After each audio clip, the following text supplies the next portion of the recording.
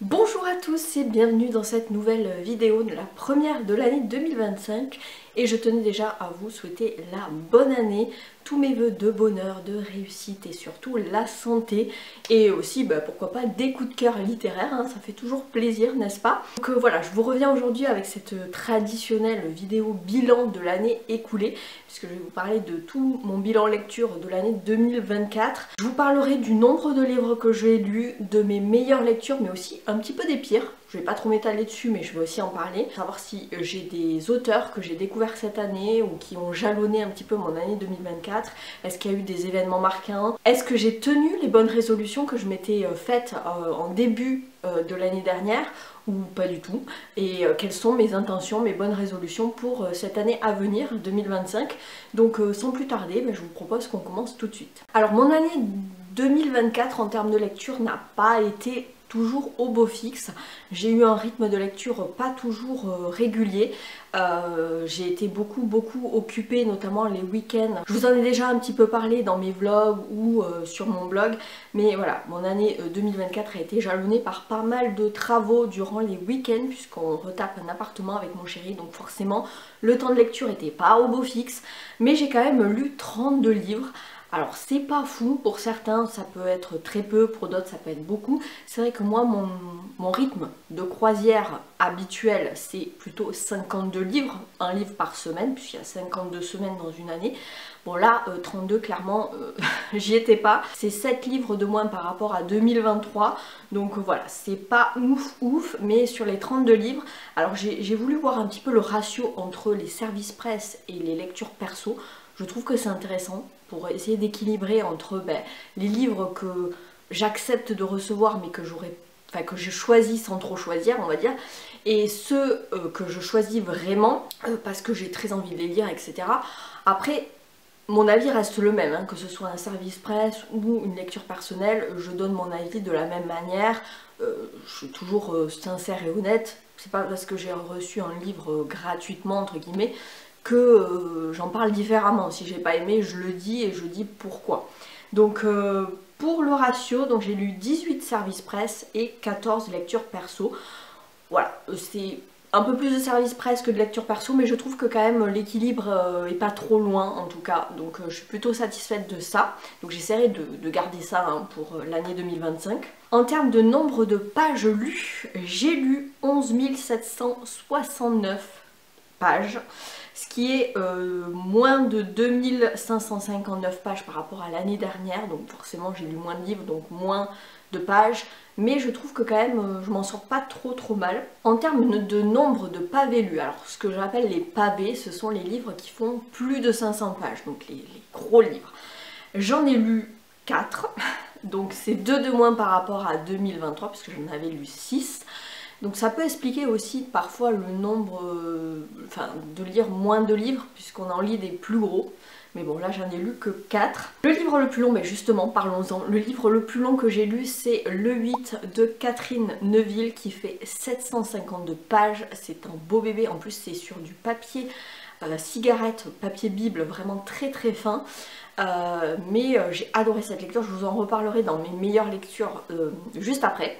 Et le livre du coup le plus court, hein, lequel c'était Le Pan, la Veuve et l'Orphelin de Tom Dervin qui fait 98 pages.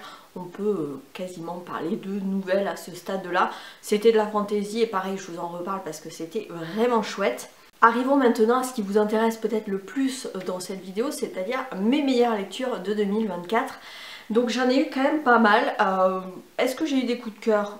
Oui et non, des pépites, des retrouvailles, voilà, puis des auteurs que j'aime lire tout le temps, donc ça n'a pas changé.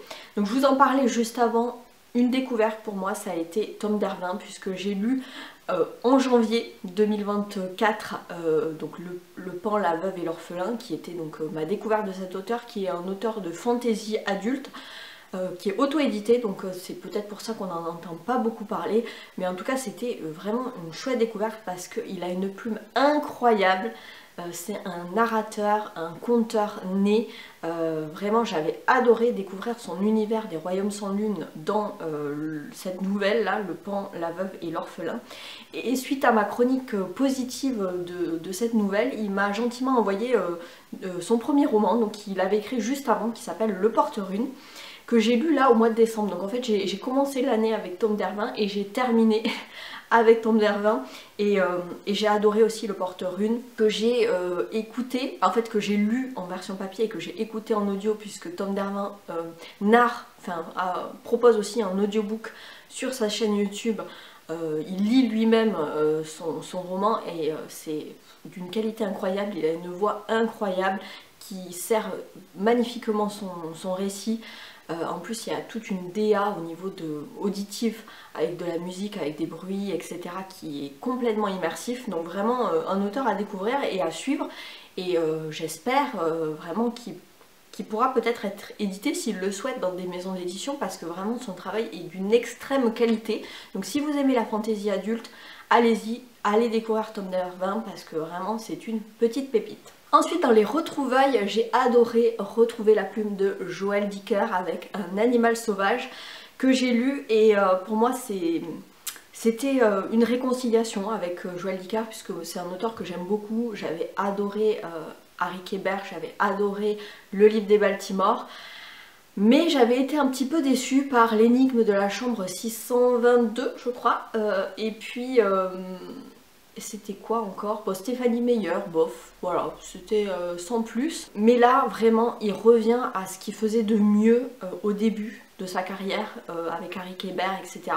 Ah oui, il y avait Alaska Sander juste avant aussi que j'avais beaucoup aimé, et puisqu'on avait retrouvé le duo Marcus et le flic, j'ai oublié son nom. Bref, depuis 2 romans là, j'ai l'impression que Joël Dicker revient un petit peu à ses premiers amours. Donc je suis contente. J'ai beaucoup aimé Un animal sauvage qui se passe en Suisse, dans le milieu des banques et du cambriolage, et j'ai trouvé que c'était super bien écrit. J'ai beaucoup aimé, donc vraiment, en plus c'est un one shot, donc n'hésitez pas. Ensuite, bien évidemment que j'ai lu Robin Hobb, que j'adore, une auteure de fantasy que j'affectionne particulièrement, et là j'ai retrouvé le cycle de l'Assassin Royal avec le 2e cycle, donc j'ai lu le tome 7 et le tome 8 cette année, donc je compte lire le tome 9 là cet hiver.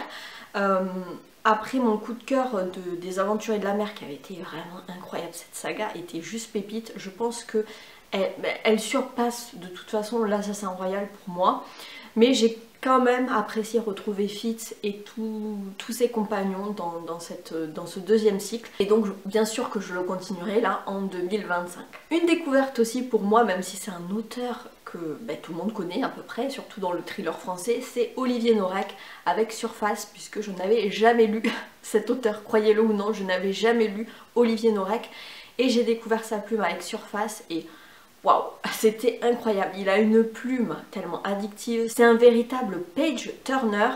J'ai beaucoup aimé découvrir cet auteur, et j'espère en lire d'autres, pourquoi pas en 2025. En tout cas, belle découverte avec Surface. Une autre découverte plutôt historique et de faits réels, c'est Ce qu'il advint du sauvage blanc de François Garde. Alors ça, c'est un livre vers lequel je ne me serais pas tournée de moi-même. On me l'avait offert à Noël 2023, donc l'année dernière. Et pourquoi pas, voilà, je me suis dit, la personne qui me l'a offert l'avait lu et l'avait beaucoup aimé, donc je me suis dit pourquoi pas le découvrir. Et effectivement c'était une histoire incroyable, puisque ça se base sur une histoire vraie, l'histoire de Narcisse Pelletier, qui en fait a été abandonné. Il y a, ça se passe au 19e siècle, 18, je sais plus. Il a été abandonné en fait sur une île au large de l'Australie, avec des autochtones en fait. Il était sur un navire français qui malheureusement l'a oublié un petit peu sur cette île, et pendant des années il s'est retrouvé à devoir faire partie de cette tribu d'autochtones, à apprendre leur langage, leurs us et coutumes, comment survivre dans cette nature sauvage australienne. Et finalement il a réussi à s'intégrer, et puis 17 ans plus tard il a été redécouvert par un navire anglais qui se dit c'est bizarre, il y a un sauvage blanc au milieu des autochtones. et qu'il a un petit peu arraché à son nouveau milieu et pour le ramener en France. Et c'est une histoire incroyable, vraiment servie par la plume de François Garde, avec un côté un peu épistolaire et rétrospective de la vie de Narcisse Pelletier chez les autochtones, et c'était vraiment génial, donc vraiment une belle découverte, je vous le recommande. Mon cœur s'est brisé de la plus sublime et tragique des manières avec Betty de Tiffany McDaniel. Ça, c'est un livre qui a été encensé, que pratiquement tout le monde a lu et pratiquement tout le monde a aimé, et je rejoins vraiment l'unanimité des avis parce que c'était une lecture incroyable, plein de poésie, plein de magie, plein de nostalgie de l'enfance. Et en même temps, c'est une histoire de vie qui est tragique. Cette petite fille, Betty, qui naît dans une famille entre un père indien et une mère blanche. Et elle se retrouve là au milieu de cette fratrie où il se passe des choses aussi dans la famille, où elle subit aussi le racisme ambiant. On est dans les années 60 au fin fond des États-Unis, avec ces grandes plaines, la nature, une maison un peu biscornue, un peu manoir, brinque-ballant. Enfin, c'était juste génial, j'ai adoré. Tout ça est servi sublimement par la plume de Tiffany McDaniel, vraiment incroyable découverte. J'espère en lire d'autres de cette autrice parce que vraiment, elle a une plume vraiment hyper juste, hyper poétique et belle, et vraiment c'était un gros coup de cœur. Betty, je pense que, est-ce que je pourrais dire c'est mon coup de cœur de l'année? Je pense oui, qu'on peut dire que c'est ma meilleure lecture de 2024. Si vous ne l'avez toujours pas découvert, mais allez-y les yeux fermés, enfin ouverts c'est mieux pour lire, mais en tout cas c'était juste génial. Et pour faire suite un petit peu à tout ça, une autre lecture qui avait beaucoup été encensée à l'époque de sa sortie et que moi j'ai découvert un petit peu sur le tard, j'aime bien laisser passer un petit peu la hype et m'y plonger ensuite pour voir si je rejoins les avis unanimes ou si je suis pas d'accord et que je trouve que c'est surcoté. Là pour le coup j'ai encore suivi les avis unanimes, c'est Mon mari de Maud Ventura, alors qui est dans un style totalement différent, hein. On est vraiment sur un contemporain, un peu noir quand même, un petit peu psychologique, où on va suivre cette femme qui est extrêmement amoureuse de son mari, elle est obsédée par cet amour, tellement que ça en devient un peu maladif, et on est plongé dans sa tête, dans la tête de la narratrice. Le mari n'a pas de prénom, elle non plus d'ailleurs, et on suit en fait sa vie sur une semaine, donc chaque chapitre c'est un jour de la semaine, et on voit un petit peu tout ce qu'elle fait pour se faire aimer de son mari, pour le punir s'il n'a pas suffisamment donné de preuves d'amour, etc. Et jusqu'au dénouement final, je pense que vraiment le dénouement est incroyable. Voilà, enfin on s'y attendait pas, mais en même temps c'est d'une justesse, et tu te dis mais c'est pas possible qu'il y ait des gens comme ça, mais si, si, ça peut arriver. Incroyable, je vous dis pas, mais rien que pour la fin ça vaut le coup de lire Mon mari. En plus c'est une plume qui est très abordable, qui est très facile à lire, très simple, très dépouillée, mais ça fonctionne, vraiment allez-y. Aussi dans mes meilleures lectures un petit peu plaisir coupable, c'est bien sûr la saga de Hannah Swanson avec ses enquêtes Cozy Mystery gourmande. J'ai lu le tome 10 et le tome 11 cette année, et donc c'est une saga que j'aime lire parce que c'est vraiment des lectures doudou. Alors certes, c'est jamais des gros coups de cœur, ça vole pas toujours très haut, c'est cousu de fil blanc, mais en même temps quand on lit du Cozy Mystery, on sait à quoi s'attendre, on sait pourquoi on y va.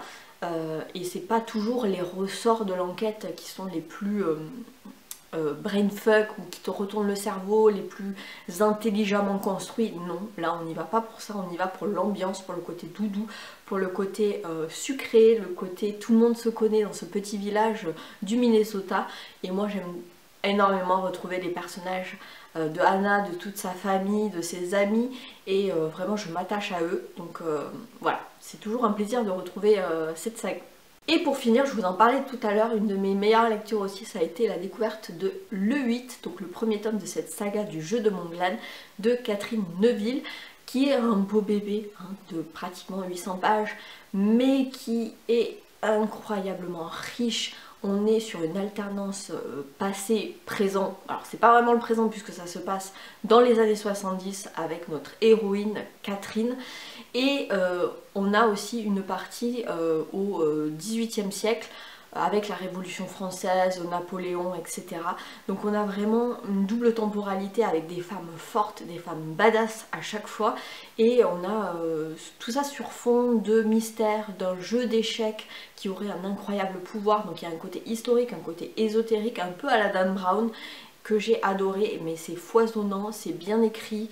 C'est une aventure incroyable qui te fait voyager dans le temps, mais aussi dans le monde, puisque tu voyages en Algérie, tu voyages à New York, en France, en Russie, enfin bref, c'est incroyable cette saga.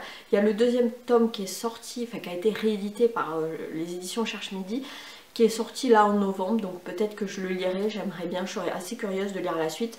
C'est une duologie je crois, donc voilà. En tout cas c'était, si vous aimez tous les thrillers un peu ésotériques et historiques, vous allez adorer le 8, vraiment c'est une masterpiece. Maintenant que nous avons abordé les meilleures lectures, parlons un petit peu des lectures un petit peu bif bof. Alors je vais pas trop m'étaler parce que le but c'est vraiment pas de descendre les bouquins, hein. Vous savez, moi je préfère quand même si je donne mon avis sincère et que je vous dis j'ai pas aimé, j'aime bien quand même expliquer pourquoi et faire un avis un petit peu constructif. Je vous en ai beaucoup parlé dans mes bilans lecture, mais voilà, j'ai pas aimé Le Dernier Festin des Vaincus d'Estelle Tarot qui ne m'a pas convaincue. Pourtant on a abordé un sujet important, c'est la violence dans les milieux autochtones au Canada, donc vraiment les Amérindiens qui sont un petit peu dans des situations un peu compliquées entre la drogue, la violence, le viol, le meurtre, etc. Mais j'ai trouvé que l'exécution était un petit peu légère, tout était resté un petit peu en surface et j'avais pas réussi à accrocher au personnage ni à l'intrigue, donc voilà. J'ai pas été convaincue non plus par Le Mangeur d'âme d'Alexis Lebsker. Alors je l'avais lu dans l'espoir de voir le film puisqu'il a été adapté au cinéma cette année. Finalement j'ai toujours pas vu le film mais j'ai pas aimé le livre parce que je sais pas, j'ai trouvé, alors je sais que Alexis Lebsker a une plume quand même assez froide puisque je l'avais déjà lu dans Et avec votre esprit, mais là voilà, je suis restée sceptique à la surface du truc, j'ai pas été convaincue par la fin. Donc bon, voilà, peut-être que le film est mieux, je sais pas, dites-moi si vous l'avez vu, mais en tout cas le livre bif bof, je laisserai quand même une autre chance à Alexis Lebsker puisque je crois que j'ai Les Poupées dans ma pile à lire, donc je le relirai c'est sûr, mais ça sera un petit peu la dernière chance quoi. Alors là je suis désolée de ne pas avoir aimé, mais c'est Adam Caesar de Claire Brandt, c'est l'autrice elle-même qui m'a proposé son livre en auto-édition et je l'avais accepté parce que j'avais adoré le synopsis. En fait on est sur une île, un mariage qui se déroule sur une île privative et ça va tourner au drame puisqu'on va retrouver l'oncle de la mariée qui est mort avec un petit mot sur son corps, une énigme, et toutes les 6 heures il va y avoir, s'il ne résout pas l'énigme, il va y avoir un nouveau mort parmi les convives de ce mariage, et c'était un huis clos un peu à ciel ouvert sur une île et j'aimais bien le côté un peu Agatha Christie, un peu thriller, un peu comme ça, et en fait j'ai trouvé que dans l'exécution, dans la plume, c'était pas ça, c'était pas abouti, j'avais l'impression de lire un premier jet d'un manuscrit, il y avait beaucoup, parfois des incohérences, parfois des petits trucs, des petites redondances, voilà, des trucs qui matchaient pas et qui faisait que le tout n'arrivait pas à fonctionner ensemble. Pourtant l'idée de base avait du potentiel, mais voilà, dans l'exécution, la plume était peut-être un petit peu scolaire, un petit peu académique. Mais voilà, ça manquait de liant, les dialogues étaient un petit peu trop écrits et pas assez oralisés. Enfin bon, voilà, plein de petits trucs comme ça qui peuvent facilement être résolus avec un peu de travail, de réécriture. Mais bon, pour l'instant, pour moi, c'était pas suffisamment abouti. Et le dernier que je n'ai pas aimé récemment, c'est Plus fort que la nuit de Frédéric Page aux éditions Tornada. C'est aussi un service presse, mais je n'ai pas aimé parce que même si je trouvais l'originalité de la thématique que je n'avais jamais lue, c'est-à-dire parler de la police montée de New York, puisqu'on va suivre une jeune cavalière qui rêve d'intégrer la police montée et qui va être confrontée aux guerres intestines entre sa hiérarchie et puis des enquêtes, mais je sais pas, la narration était au présent, ça m'a beaucoup perturbée. J'ai trouvé que la construction avec une enquête qui commence au début, puis au milieu on la laisse un peu tomber, puis on y revient un peu à la fin, c'était un peu brouillon, c'était un peu difficile à suivre, donc je me suis pas beaucoup attachée non plus au personnage. Donc c'est dommage parce que moi j'adore l'univers équestre, j'ai été cavalière, je trouvais que la thématique de la police montée était très originale puisque je n'avais jamais lu avant, mais j'ai pas accroché à ce bouquin. C'est des choses qui arrivent. Donc vous l'aurez compris, les auteurs qui ont marqué mon année cette année, ben, ça a été la découverte de Tom Dervin. Il y a eu Maud Ventura aussi, j'ai bien envie de lire son nouveau roman qui est sorti cette année, donc Célèbre, pourquoi pas. Bernard Minier que j'ai lu aussi, comme traditionnellement en janvier-février, je lis un tome de sa saga de Martin Servaz. Donc j'avais lu, c'était quoi, La Vallée, voilà, c'est donc en 2024. Ça n'avait pas été un coup de cœur, donc je ne l'ai pas mis dans mes meilleures lectures, mais pour moi, Bernard Minier, ça reste une valeur sûre que j'aime beaucoup. J'ai adoré découvrir Tiffany McDaniel avec Betty, incroyable coup de cœur. Continuer la saga de Joanne Fluke avec les enquêtes de Anna Swanson, et puis bien sûr redécouvrir Joël Dicker et continuer Robin Hobb. Voilà un petit peu les auteurs qui auront marqué mon année 2024. Pour ce qui est des événements marquants, des événements livresques marquants de mon année 2024, il n'y en a pas eu tant que ça. Seulement j'ai gagné le rallye enquête du festival Toulouse Polar du Sud au mois d'octobre. Donc c'est un festival de littérature policière qui se tient chaque année le deuxième week-end d'octobre à Toulouse. Et le dimanche à chaque fois il y a un rallye enquête, donc c'est un espèce de cluedo géant qui se passe dans toute la ville de Toulouse. Chaque année depuis au moins 9 ans 8 ans, 9 ans, j'y participe. Alors je n'ai jamais gagné, mais cette année on a gagné, enfin on est arrivé 8ème, donc c'est les 10 premières équipes alors qui ont bien répondu à l'énigme et qui ont un bon timing puisque c'est chronométré, et ben qui gagnent. Et donc cette année on est arrivé 8ème, donc on a eu des livres en plus, c'était génial de recevoir des bouquins en cadeau hein, comme récompense, donc vraiment génial. En plus j'ai pu faire dédicacer mon livre par l'autrice qui avait écrit le scénario du rallye enquête cette année, donc Gabrielle Massa. Donc voilà, c'était vraiment une chouette expérience, et en plus on découvrait des endroits de Toulouse qui sont parfois inaccessibles, notamment une salle d'autopsie de l'ancienne faculté de médecine, un truc vraiment, mais cabinet de curiosité, c'était incroyable. Et puis sinon, il ne s'est pas passé grand chose de plus. J'espère que 2025 sera un peu plus riche en événements, mais en tout cas voilà. Le top 3 des genres que j'ai le plus lu en 2024, sans surprise, c'est le thriller policier, mon genre de prédilection puisque j'ai lu 21 livres dans cette catégorie. Sur les 32, ça fait quand même pas mal, je pense que vous l'avez remarqué. J'ai lu quand même 5 livres de fantasy, et en 3ème position, on a ex aequo l'aventure, le contemporain et le drame, puisque j'ai lu un livre dans chaque catégorie. Ensuite, les photos Instagram, ça c'est aussi comment dire, le best 9, voilà, j'aime bien parler du best 9 des photos Instagram qui ont été le plus likées en 2024, enfin que vous avez le plus aimé. Donc je vous le mets là, voilà un petit peu les meilleurs posts Instagram. Voilà, j'aime bien montrer ça, ça permet aussi d'aller voir un petit peu ce qui vous a le plus plu. On retrouve quand même des coups de cœur que j'ai eu, notamment Joël Dicker, Betty, Mon Mari, du Cozy Mystery, pourquoi pas. Et puis aussi la librairie Shakespeare et compagnie que j'étais allée voir à Paris. Du coup c'était au Nouvel An l'année dernière, j'étais à Paris, donc voilà. Est-ce que j'ai tenu mes bonnes résolutions de 2024? Aïe aïe aïe, c'est la question qui fâche. Donc ma première bonne résolution, il y en avait deux. Hein. La première c'était continuer à explorer ma créativité et à essayer de ne pas me laisser bouffer par le quotidien. LOL. Non, je n'ai pas réussi. C'est un résultat plutôt mitigé parce que en fait j'avais envie d'explorer de nouveaux formats, d'explorer de nouvelles thématiques de vidéos, ce genre de choses. Et bon, j'ai pas fait grand chose. À part mon top sur la fantasy qui a pas mal marché en vidéo, j'ai pas vraiment exploré de nouvelles choses. J'ai été très occupée. Bon voilà, pour retaper un appartement, forcément le bricolage, moi j'y connaissais rien, mais j'ai vachement appris. Alors j'ai adoré apprendre à bricoler, à me servir de mes mains, à faire une activité manuelle. C'était quand même assez détente. Enfin, je trouve qu'il y a quelque chose d'un peu spirituel dans le fait de faire quelque chose de ses mains. J'ai beaucoup aimé, voilà, mais c'est vrai que ça a été très chronophage et très fatigant, donc bon voilà. Bilan plutôt mitigé sur ça. Et puis ma deuxième bonne résolution, c'était garder, voire augmenter mon rythme de lecture. Raté, voilà. Clairement ça a été raté. Donc quelles vont être mes bonnes résolutions pour cette année 2025? Je vais en prendre deux aussi. Ça va pas être évident pour moi, donc déjà premièrement c'est prendre plus de temps pour moi et pour la lecture. Et parce que ça fait partie de mon équilibre en fait, parce que j'adore ça, ça me fait du bien, donc vraiment essayer de vraiment me garder des moments à moi pour lire, comme des bastions, un petit peu comme ça là, des trucs qui résistent au quotidien, à la vie, au rouleau compresseur de la vie. Non, je veux garder mon rythme de lecture. Et puis la deuxième, c'est ne pas trop me prendre au sérieux et arrêter de me mettre la rate au courbouillon, hein. Best expression de mamie ever, la rate au courbouillon.